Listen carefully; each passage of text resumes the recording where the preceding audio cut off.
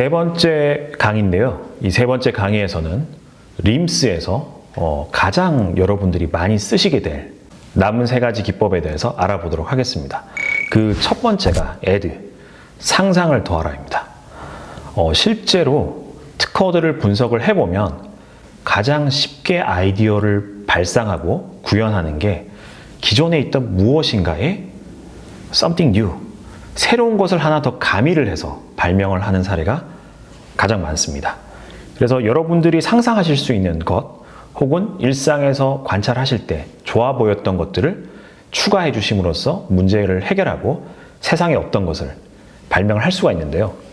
사례를 하나 좀 들자면은 스노우모빌, 여러분들 다 아시는 영화라든지 뭐 이런 데서 많이 나오는 눈길에서 고속으로 달리는 스노우모빌을 많이들 보셨을 건데, 이 스노우모빌은 기존에 있던 눈썰매에다가 캐터필러라고 불리는, 여러분들 탱크 다 아시죠? 탱크 바퀴 모양의 구조를 결합한 그런 형태의 발명입니다. 기존의 눈썰매 같은 경우는 동력 장치가 없기 때문에 눈길에서 빨리 달리는데 한계가 있습니다. 그런데 이 동력 장치, 그리고 이제 미끄러지지 않으면서 방향 전환이든지 속도를 낼 수 있는 캐터필러를 붙여줌으로 인해서 눈길에서도 굉장히 빨리 달릴 수 있는 그런 새로운 형태의 발명을 한 사례입니다. 제가 가지고 있는 어떤 그 특허를 하나 소개를 해드리면, 여러분들 샤워기 다 쓰시잖아요. 여기다가 어떤 진동을 줄 수 있는 기능을 하나 더 추가해 줌으로 인해서 진동 샤워기라는 것을 발명한 사례가 있습니다. 여러분들 피로를 어떻게 푸세요? 저 같은 경우는 퇴근하고 나서 저녁에 늦은 시간에 이제 뜨거운 물로 샤워를 하면서 피로를 많이 회복하는데, 하루는 뜨거운 물로 장시간 샤워를 하는데도 피로가 안 풀리는 거예요. 그때 이제 문득 든 생각이, 이 샤워를 받으면서 뭐 안마를 동시에 받을 수 없을까? 누군가가 안마를 해줬으면 좋겠다. 이런 상상을 하면서 이 발명을 하게 되는데, 샤워기 구조적으로 샤워기에 이제 유압이라고 하죠. 샤워기에 이제 물이 이렇게 지나가는데요.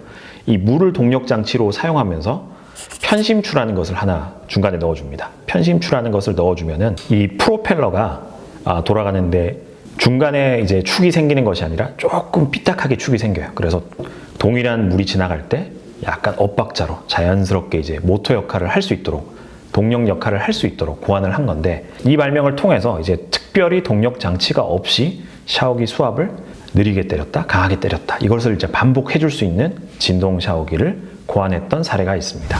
또 하나 여러분들이 주목했으면 하는 방법이 머테리얼, 재료를 바꾸라입니다. 많은 기업 그리고 많은 학교에서 재료공학 혹은 재료 관련된 연구소를 찾아보실 수가 있는데요. 그만큼 이 재료라는 것은 굉장히 중요합니다. 여러분들 스마트폰 다 쓰실 건데, 이 5G 시대라고 그러잖아요. 이 5G 시대가 열리면서 VR 컨텐츠에 대한 니즈도 굉장히 높아지고 있고, 실제로 VR 컨텐츠를 많이 쓰고 있는데, 이거를 좀 효과적으로 잘 활용하기 위해서 VR 카드보드라는 것을 쓰고 있습니다. 실제로 이 방송을 보시는 분들 중에 이거 쓰시는 분들이 있으실 거예요. 핸드폰을 앞에다가 넣어서 착용을 하고 실제로 360도 VR을 이제 구현하는, 그런 이제 구현하는 데 도움을 주는 그런 장치인데요. 초기에 나온 VR 카드보드 같은 경우는 좀 비쌌습니다. 굉장히 비싼 제품 같은 경우는 20여만 원 정도도 했었고요. 그리고 대부분 이 VR 카드보드가 고장이 나거나 파손이 되면 고가의 수리비가 들었습니다. 그런데 어느 날 누군가에게서 이 VR 카드보드가 딱딱한 종이 있잖아요. 마분지라고 하죠. 이런 재질의 종이로 바뀌면서 굉장히 보급화가 급속도로 늘어난 사례가 있습니다. 이 VR 카드보드가 비싸다고 얘기 드렸는데, 네이버라든지 인터넷에서 여러분들이 VR 카드보드를 검색하시면 굉장히 저렴한 거는 2,000원대, 종이로 된 마분지 재질의 VR 카드보드 같은 경우 굉장히 저렴하게 2,000원, 3,000원 정도에 쉽게 구입하실 수 있는 것을 확인하실 수가 있습니다.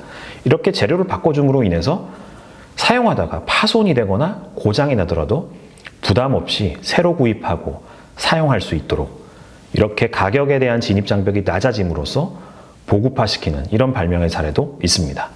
이 강에서 제가 잠깐 소개를 해드렸던 발명 사례가 하나 있는데요. PET 소재로 비닐하우스를 대처하는 작물하우스가 있습니다. 이거 같은 경우도 이제 재료를 바꾼 사례인데요. 기존의 비닐하우스 같은 경우는 한번 찢어지면 복구가 힘듭니다.